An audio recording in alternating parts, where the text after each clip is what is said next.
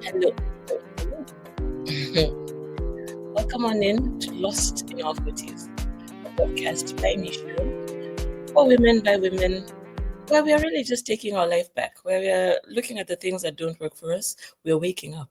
We are deconstructing the life as we've been living it and trying new things. Deconstructing is the word for the day because today we're talking about deconstructing playing games. When you say that you're playing games in a relationship, what does that really mean? I, having been someone who has been unlucky in love, hence the book, A Date Like Cleopatra, The Good Girl Flips the Script, which is the accumulation of the knowledge that I have gathered, talking to friends, talking to people, reading books, getting all this information to understand dating and how we can have a better time as women at it. So, playing games. I was listening to a conversation recently, and it was this idea that women shouldn't play games. That is just childish. And it made me think of the times when I have told myself that while in a relationship and what I really meant. So here they are. Here's my take on what this statement actually means. So one of them was he'll have full access to me. I don't play games. I'll tell him where I am. I'll tell him what I'm doing because why not? We're in a relationship. We are both serious adults. Why do we have to meander around and just pretend? In fact, great. Give me your calendar. I'll give you mine, and then we'll just see where things are and what we're doing. And the thing with that is being available. You're meant to have some secrecy. And now I'm quoting Robert Greene in something about seduction. I forget the name of the book. I don't know if it's a laws of, no, I don't think it's a laws of seduction, but either way, it's a book about seduction. And in there, there's one of the characteristics he mentions that you can't just always be there. There's nothing interesting about you if you're always there, if you're always available. And that's one of the things that happens when you're always there. And I think, I don't know if I have it here, but the other thing that I had was not only just always being available, but also being able to change my plans at the drop of a hat. Because we're not playing games. I would honestly rather be with him than do this other thing that I wanted to do. So, bearing that in mind, let me change the things that I had planned to do and meet up with him because that's where my heart is. I'm in love. I'm in love. I want to spend every quality moment I have with him. So, let's do it that way. The other one is this one is super interesting to me because it's taken me really my lifetime to figure it out. There used to be a conversation online, especially on Facebook, about accepting fare. We call it in Nairobi tuma fare, meaning send the fare. Fare being the means of transportation, if it's going to be a cab, whatever it is that's the person, if there's a date. So lady meeting man. And the guy has set up a date, and then the lady would tell him to send the fare in whatever means that you do it, but that would be communicated somehow that he needs to cater for her mode of transport to the venue. And I used to find that so silly. I used to find that like playing games because why? Why would you want you're working, you're an adult, you have your own path in life, you can move from point A to point B. Why then at this stage tell him that he should cater for your fare? And it's really silly. I remember really refusing this during my dating life. That even the guys sometimes would look at me strangely, like, "Why? Like that is so odd." So, in looking at it for me personally, and looking at my life, I came to realize that that for me was also an inability to receive. I'm not worthy of the kind of treatment that would have you catering for my fare, for my modes of transportation. That I'm trying to say that you and I, we're buddies, we're chums. So you'll get there, then I can also get there. There is no difference between you and I. Just treat me like you would one of your boys. Yeah, that's a message I was giving. And factually, that is a message that I was trying to push across. Because for me, we're not playing games. The games would be that, oh, I can't, I don't know how, and which is in fact the next one. This this sometimes you're told when you're in a relationship to feign lack of knowledge or that kind of thing, that you don't you don't understand things or stuff like that.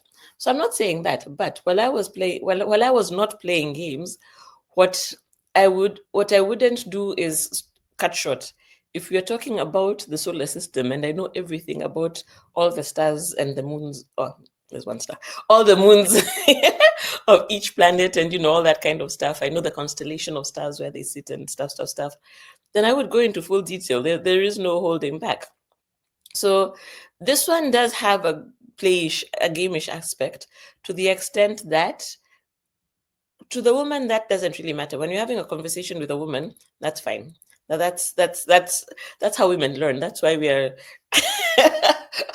that's why we are comfortable and we're well ahead. We can have this conversation and it's not a big deal. But for a man, because of the ego in the way, if that is the situation, he might feel that this is belittling him. I know it sounds crazy. I know it sounds terrible. And yes, we want to date men who have worked on themselves such that their ego is not their where all be all. But we all have egos. We all have egos. And to some extent, we don't shut down our egos. The intention is not to kill the ego, the intention is to learn how to live with it. So, if this an important topic that I just happen to know so much about is something that he feels strongly about and wants to talk about, why do I need to stake my claim and say that I know more? And I'm really not saying that anyone should dumb themselves down. That's not my message. My message is, why are you fighting for something that doesn't matter to you? What's the point? What do you get out of that? Mm, yeah. Then let's see. There's also this, like, doing marriage stuff while you're just dating, such that in your head, because I mean we're adults, we're not playing games. So in your head, you're like living the relationship as if it had this is it. And this is for the people who have an intention of getting married. So you're living your relationship as though this is it. You've been dating for 3 months and yet you're settled in your mind as if you've been a wife for 7 years. What this does, how this turns out, is that, again, because you're not playing games, then you're just being, how, whatever it is that you construct as a wife's duties in your head, as a wife construct in your head, that is the role that you're playing. So it could be with the availability, it could be with the activities that you do, it could be with, if it's housework, that kind of thing, that house time chores, it could be living together, it could be anything that you construct in your mind as being something that is done from a wifely perspective. Then that is where you have mentally projected yourself, and that is how you're living. Meaning that from his perspective, and this is, I don't want to give it away. Well, yeah, let me give you this one point and then tell you, tie them both in together. The last one is that you're making it clear that there's no one else. In this relationship, it is you and me. I have thrown everything else out. Don't worry that I am fully yours. We are not playing games. I'm completely available to you. What all of this does is that you're actually activating your chasing energy. You're so available to him. You're so banal. There is no, and this is at the dating stage. This is at the most exciting point in the relationship. Well, of course, relationships can be exciting throughout their lives depending on how you manage them. But this, by month 3 of dating, you're already telling him that I am here for you. I have no fear. I shall never go away. He's not chasing you. He's not chasing you. He's assured that you're there. You are, in fact, the one who's leaning in. You are, in fact, the one who is chasing him, because you are the one who's trying to show him that, look, don't worry. Everything is here. I am here for you. Don't go away. Don't go away. Let me come. Do you want to go? Is there an activity you want us to do? Let me rearrange my schedule. No. Don't pay for me. Don't worry. I have my money. You don't have to chase me. I am available to provide everything, and I can even provide for you. So look at it. Look at the reasons why you're doing what you're doing, and try to go below the messaging that you've told yourself at the forefront, and try to see if there's any other beliefs within your system that are making you show up the way that you're showing up. Like in my case, this belief that there's nothing special. I'm as a woman, There's no difference between me and you.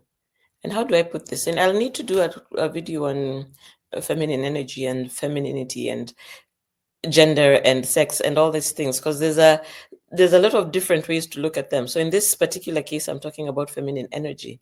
How what your energy brings into this relationship, how magnificent it is that you are energizing this human being, you're energizing this man, you're making so much available to him by being in your essence and being yourself.